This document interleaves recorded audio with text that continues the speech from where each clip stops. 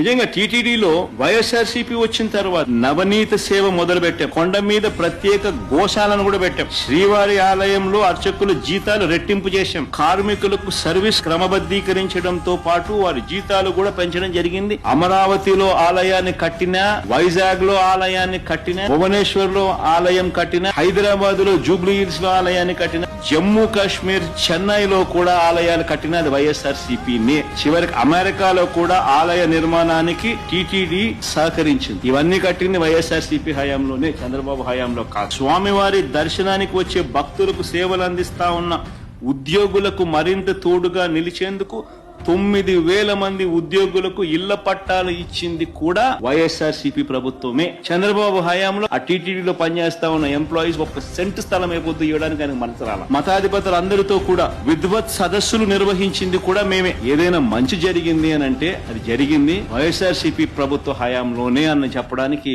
ఇవన్నీ కూడా ఎగ్జాంపుల్స్.